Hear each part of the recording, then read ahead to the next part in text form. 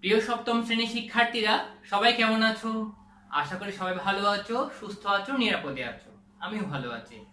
তোমাদেরকে ধর্মরাজিক উচ্চ বিদ্যালয়ের অনলাইন ক্লাসে স্বাগতম জানাচ্ছি। আমি সুজয় বড়ুয়া। এখন তোমাদের গণিত ক্লাসটি হবে। আর আগের ক্লাসে আমরা অনুশীলনী 2.2 থেকে 1 থেকে 10 পর্যন্ত আলোচনা করেছিলাম।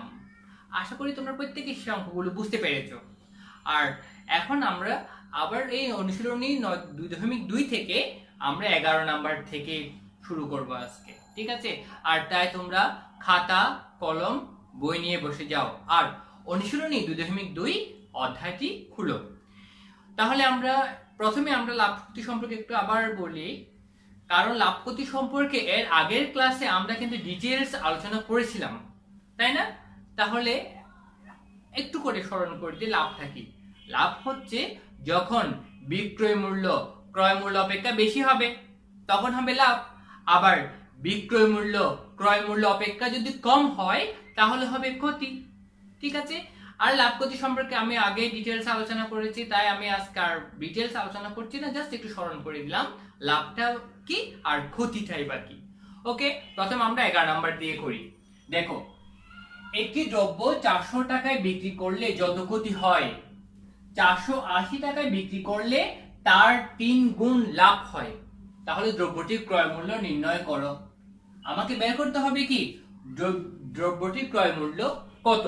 দ্রব্যটির ক্রয় মূল্য জানি না, তবে এটা জানি 400 টাকায় বিক্রি করলে যত ক্ষতি হবে 480 টাকায় বিক্রি করলে তার 3 গুণ লাভ হবে। ওকে, তাহলে যেটা আমরা জানি না সেটাকে মনে করি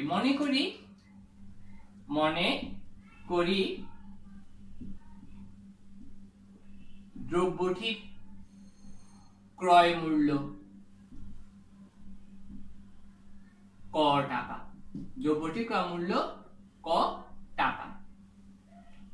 ওকে, তাহলে এখন যেহেতু 400 টাকায় বিক্রি করলে ক্ষতি হয়, তাহলে 400 টাকায় বিক্রি করলে ক্ষতি হয়, 400 টাকায় বিক্রি করলে ক্ষতি হয় কত টাকা হবে? যখন ক্ষতি হয় তখন ক্রয় মূল্য বিক্রয় মূল্য অপেক্ষা বেশি হয়, তাহলে ক্রয় মূল্য থেকে বিক্রয় মূল্য বিয়োগ করলেই কত টাকা ক্ষতি হবে সেটা জানা যাবে। তাহলে 400 টাকা বিক্রি করলে ক্ষতি হয় ক বিয়োগ 400 টাকা। ওকে, এবার 480 টাকায় বিক্রি করলে লাভ হয়, 480 টাকায় বিক্রি করলে লাভ হয়। তাহলে যখন লাভ হবে তখন বিক্রয় মূল্য ক্রয় মূল্য অপেক্ষা বেশি হবে, আর এই কারণে বিক্রয় মূল্য থেকে ক্রয় মূল্য বিয়োগ করলে কত টাকা লাভ হবে সেটা জানা যাবে। তাহলে কি হবে? 480 বিয়োগ ক, 480 বিয়োগ ক টাকা। এটা হচ্ছে লাভ। এবার এখন দেখো, 400 টাকায় বিক্রি করলে ক্ষতি হয় ক বিয়োগ 400 টাকা, আবার 480 টাকায় বিক্রি করলে লাভ হয় 480 বিয়োগ ক টাকা। এবার আমাকে বের করতে হবে, এখানে দেখো বলা হচ্ছে 400 টাকায় বিক্রি করলে যত ক্ষতি হয় 480 টাকায় বিক্রি করলে তার 3 গুণ লাভ হয়। তাহলে 400 টাকায় বিক্রি করলে ক্ষতি এটা, লাভ হচ্ছে এত। তাহলে লিখব প্রশ্ন মতে 400 টাকা বিক্রি করলে যত ক্ষতি হয় 480 টাকায় বিক্রি করলে তার 3 গুণ লাভ হয়।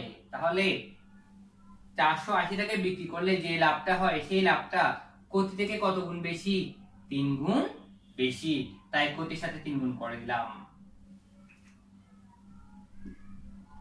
প্রশ্ন মতে।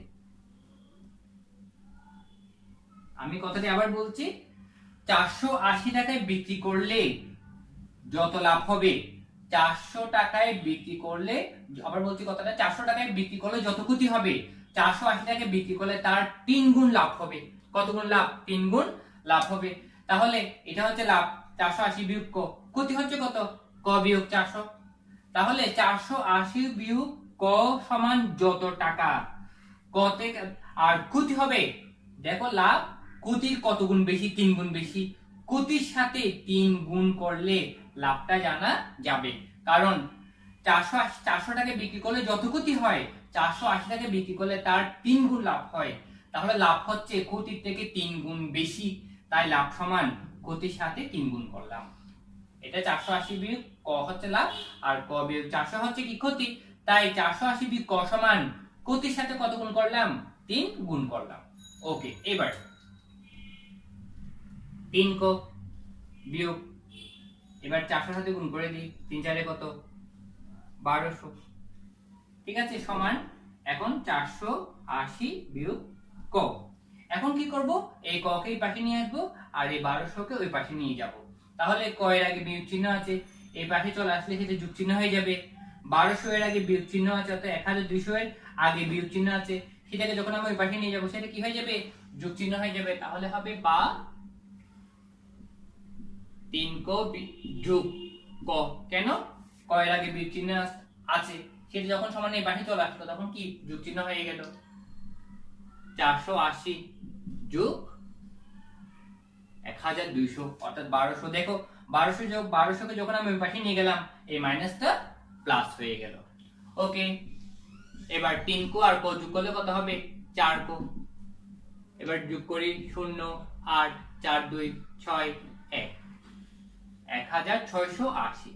এবার এই 1680 কে এই 4 দিয়ে কি করতে হবে, ভাগ করতে হবে। 4 এখানে গুণাকার আছে, সমানের পাশে চলে গেলে কি হয়ে যাবে, ভাগ, বা ক সমান, এখন 1680 কে 4 দিয়ে ভাগ করি, 4 4 এ 16, 4 দিয়ে গুণে 8, বেশ 4 0 0, অর্থাৎ 1680 কে 4 দিয়ে ভাগ করলে কত হবে, 420। তাহলে সুতরাং ক সমান কত, 420। অতএব ক্রয় মূল্য কত টাকা হবে, ক্রয় মূল্য সমান 420 টাকা।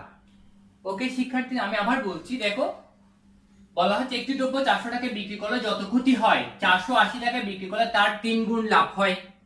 মনে করি দ্রব্যটির ক্রয় মূল্য হচ্ছে ক টাকা, 400 টাকায় বিক্রি করলে ক্ষতি হবে ক্রয় মূল্য বিয়োগ বিক্রয় মূল্য, অর্থাৎ ক থেকে 400 বিয়োগ করলাম, তাহলে ক্ষতিটা জানা যাবে।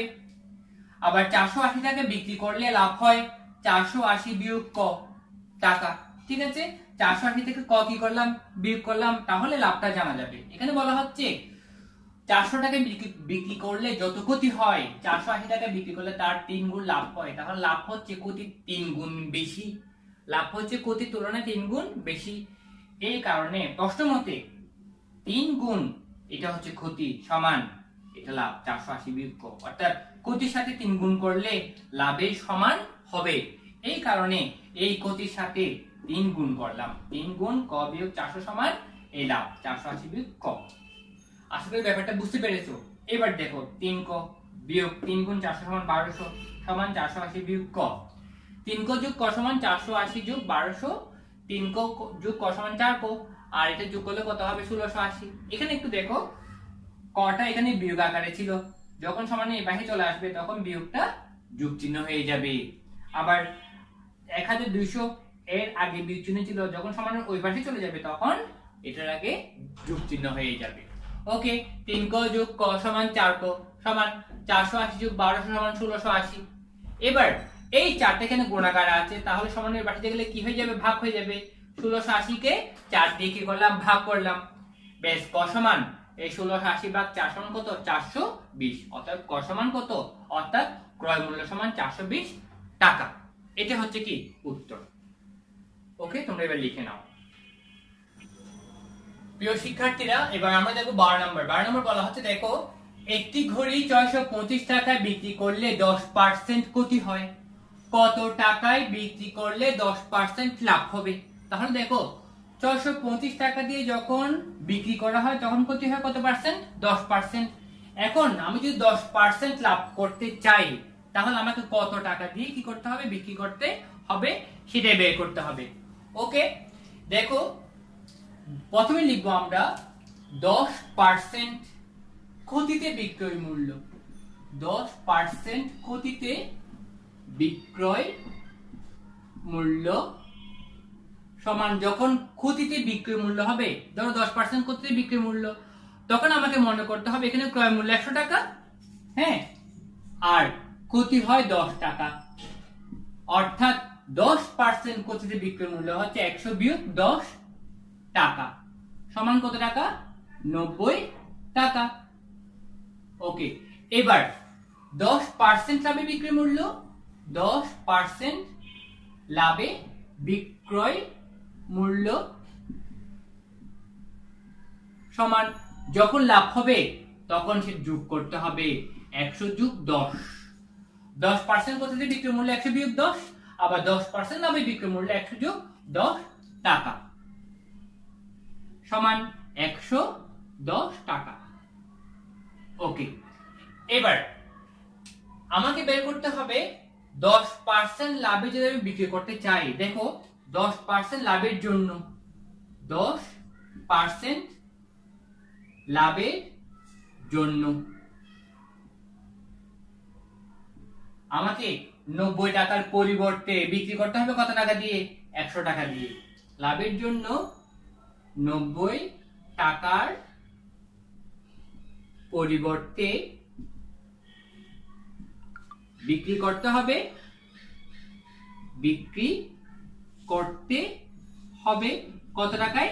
100 টাকায়, সরি 110 টাকায়, 110 টাকায়। এখন 1 টাকার পরিবর্তে বিক্রি করতে হবে 90 ভাগে 110 টাকায়। এবার আমি 625 টাকার পরিবর্তে কত টাকা দিয়ে বিক্রি করলে 10% লাভ হবে? তাহলে 625 টাকার পরিবর্তে বিক্রি করতে হবে 625 টাকার পরিবর্তে বিক্রি করতে হবে, এই 625 দিয়ে কি হবে? এখানে গুণ হবে 110 গুণ 625 টাকায়। এবার আমি কাটাকাটি এখানে করি, এটা এখানে লিখি আবার, সমান 90 ভাগে 110 গুণ 625। অনেকে ক্ষেত্রে তোমরা দেখা যায়, দেখো এই শূন্য কেটে দাও, আসলে তা নয়। 90 কে 10 দিয়ে ভাগ করলে হবে 9, 110 কে 10 দিয়ে ভাগ করলে হবে 11। তোমরা এভাবে শূন্য কিন্তু কাটিও না, ঠিক আছে? তোমরা কি বলবে? অর্থাৎ তুমি শূন্য কেটে বলবে এখানে 9, এখানে কত? 11। আসলে 110 কে 10 দিয়ে ভাগ করলে হয় 11, 90 কে 10 দিয়ে ভাগ করলে হয় কত? 9। বেশ, আর কাটাকাটি করা যাবে না, এত টাকায়। তাহলে এখানে হবে কত? 9 ভাগে 5 11 55, 11 দুগুণ 22, 22 5 27, 6 11 64, 64 দিয়ে 68, 9 ভাগে 6875 টাকায়। অর্থাৎ দেখে আমরা ভাগ করি, এখানে করি 6875 কে কত দিয়ে ভাগ? 9 দিয়ে। 7 9 63, 8 থেকে 3 গেলে 5 7, 6 9 54, 7 থেকে 3 গেলে 4, সরি 7 থেকে 4 গেলে 3, আর এখানে 5 35, তারপর 3 9 27, 15 থেকে 7 গেলে কত? 8। তাহলে কত হবে? 763 সমস্ত 9 ভাগে 8 টাকায়। তাহলে 625 টাকার পরিবর্তে 763 সমস্ত 9 ভাগের 8 টাকায় বিক্রি করলে 10% লাভ হবে, ঠিক আছে? আর এটা হচ্ছে উত্তর। উত্তর কত হবে? উত্তর হবে 763 সমস্ত 9 ভাগের 8 টাকায়।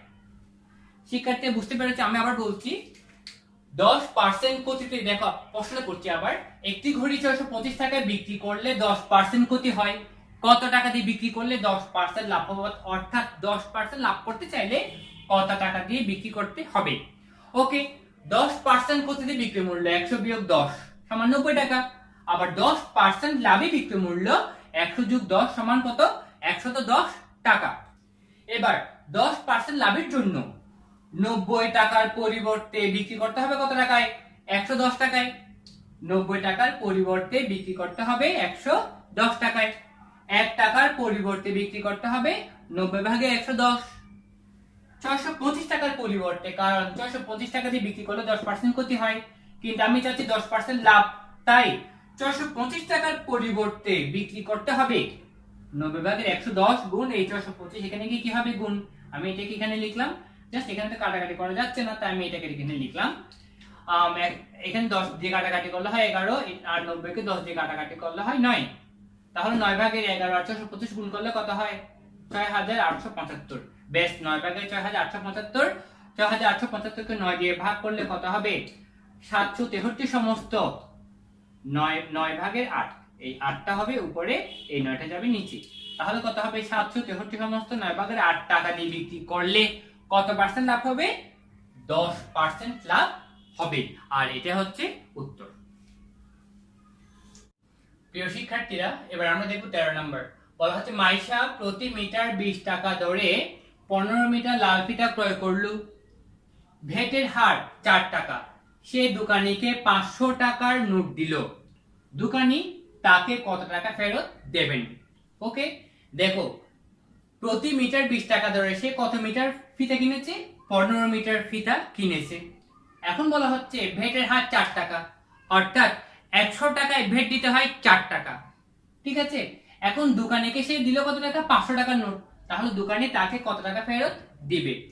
ওকে শিক্ষার্থীরা, প্রথমে আমরা করব 1 মিটার ফিতার মূল্য কত টাকা? 20 টাকা। 1 মিটার ফিতার মূল্য 20 টাকা। ওকে, 15 মিটার ফিতার মূল্য, 15 মিটার ফিতার মূল্য 20 গুণ 15 টাকা, তাহলে 15 গুণ 30, 300 টাকা। ওকে, তাহলে তাকে ভেট দিতে হবে কত টাকায়? এই 300 টাকায়। 100 টাকায় ভেট দিতে হবে কত টাকা? 4 টাকা। হ্যাঁ, এখন লিখবো কি এখানে 100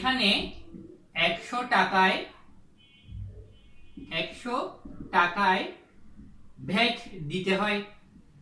ভ্যাট দিতে হয় কত টাকা? 4 টাকা। 4 টাকা। 1 টাকায় ভ্যাট দিতে হয় 100 ভাগের 4।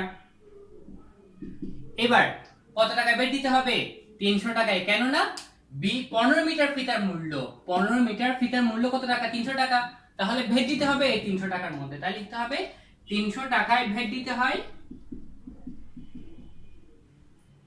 100 ভাগে 4 গুণ 300 টাকা সমান কাটাকাটি। দেখো 100 কে 100 দিয়ে কাটলে কত হবে? 3 3 4 কত? 12 টাকা।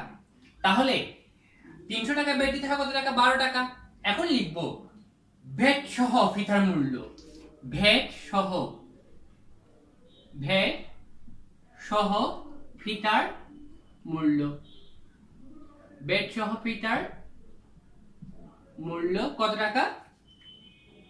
300 যোগ 12, 300 যোগ 12 টাকা সমান 300 তো কত টাকা? 12 টাকা। এখন সে দোকানিকে দিল কত টাকা? 500 টাকা। বাকি টাকা দোকানি কি দিবে? ফেরত দিবে। লিখবো কি দোকানিকে দিল কত টাকা? 500 টাকা বা 500 টাকার নোট। ওকে, তাহলে দোকানি ফেরত দিবে, দোকানি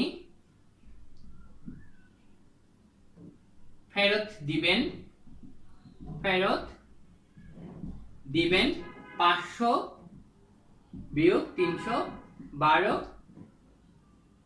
টাকা। তাহলে 10 থেকে 2 গেলে 8, 9 থেকে 1 গেলে 8, এখানে আছে 4 থেকে 3 গেলে কত?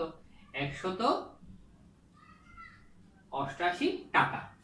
এই তাহলে দোকানি কি তাকে এই টাকাটা ফেরত দিবেন। আর উত্তর হবে কত টাকা? 188 টাকা। 188 টাকা। প্রিয় শিক্ষার্থী, এবার আমরা দেখব 14 নম্বর। দেখো 14 নম্বরে বলা হচ্ছে মিস্টার রায় একজন সরকারি কর্মকর্তা। তিনি তীর্থস্থান পরিদর্শনের জন্য ভারতে যাবেন। যদি বাংলাদেশি 1 টাকা সমান ভারতীয় 0.63 রুপি হয়, তবে ভারতীয় 3000 রুপির জন্য বাংলাদেশের কত টাকা প্রয়োজন হবে? আশা করি তোমরা নিজেরাই করতে পারবে। তারপর আমি একটু বলেছি, দেখো এখানে বলা হচ্ছে কি 0.63 রুপি সমান বাংলাদেশে কয় টাকা? 1 টাকা। তাহলে 1 রুপি সমান 0.63 ভাগের 1 টাকা। 3000 রুপি সমান 0.63 ভাগের উপরে হবে কি 1 গুণ 3000। ব্যাস, এটা তোমরা নিজেরাই করে নিবা, আমি এটা করে দিচ্ছি না। আমি এবার করব 15 নাম্বারটা। সবাই 15 নাম্বার দেখো।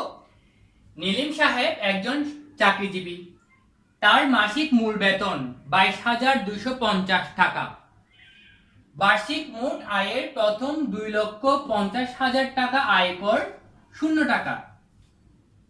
পরবর্তী টাকার উপর আয়করের হার 10 টাকা হলে নীলিম কর বাবদ কত টাকা পরিশোধ করেন?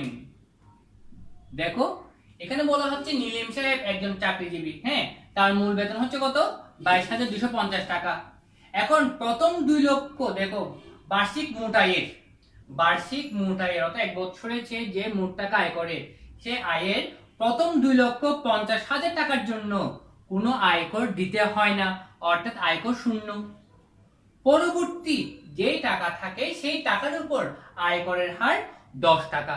তবে নীলিম সাহেব কর বাবদ কত টাকা পরিশোধ করেন আমাকে সেটাই বের করতে হবে।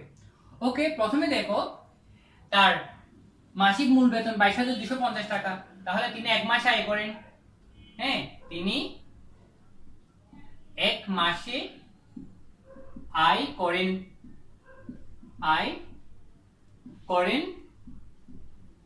22,250 টাকা। ওকে, তাহলে তিনি 12 মাসে আয় করেন, 12 মাসে আয় করেন 22,250 গুণ 12 টাকা। ওকে, এবার গুণ করি আমরা কেমন? 12 0 0 5 12 60, 12 দুগুণে 24, 24 6 30, 12 দুগুণে 24, হ্যাঁ, 24 3 27, 12 দুগুণে কত? 24, 24 2 26, কত? 2,67,000 টাকা। এটা হচ্ছে তার বার্ষিক আয়, অর্থাৎ 12 মাসে আয় করেন তিনি কত টাকা? 2,67,000 টাকা। তার মধ্যে 2,50,000 টাকার জন্য তাকে কোনো আয়কর দিতে হয় না। তাই কি করব? 2,67,000 থেকে এই 2,50,000 টাকা বিয়োগ করে দিব। বাকি যে টাকাটা থাকবে সেই টাকার উপর কত হারে টাকা? 10 টাকা হারে কর দিতে হয়। ওকে, তাহলে দেখো তাকে কর দিতে হয়, তাকে কর দিতে হয় 2,67,000 বিয়োগ 2,50,000 টাকার উপর, এত টাকার উপর তাকে কি দিতে হয়? কর দিতে হয়। ঠিক আছে, ওকে, তাহলে কত হয়? 0 3টা বসে গেল, 7 6 থেকে 5 গেলে কত? 1। 17,000 টাকার উপর তাকে কি দিতে হয়? কর দিতে হয়। তাকে কর দিতে হয় কত টাকার উপর? 17,000 টাকার উপর। দেখো পরবর্তী টাকার উপর আয়করের হার 10 টাকা, 100 টাকায় কর দিতে হয় 10 টাকা, তাহলে 17,000 টাকার উপর কর দিতে হয় কত টাকা? বের করবে। এখন লিখবো কি 100 টাকার উপর বা 100 টাকায় কর দিতে হয়, 100 টাকায় কর দিতে হয় 10 টাকা।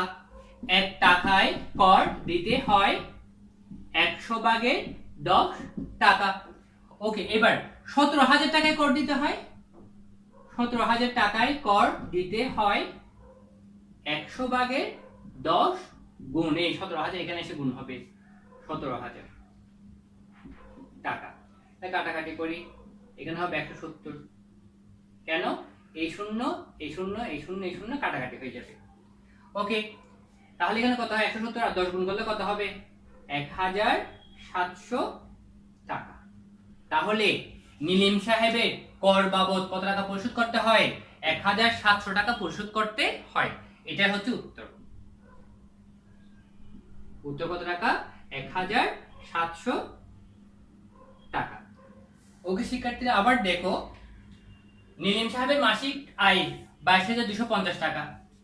তাকে বার্ষিক মোট আয়ের, দেখো এখানে একটা নিয়ম হচ্ছে বার্ষিক মোট আয়ের প্রথম 2 লক্ষ, আবার বলছি প্রথম 2,50,000 টাকার জন্য কোনো আয়কর দিতে হয় না, কিন্তু পরবর্তী টাকার উপর আয়করের হার হচ্ছে 10 টাকা।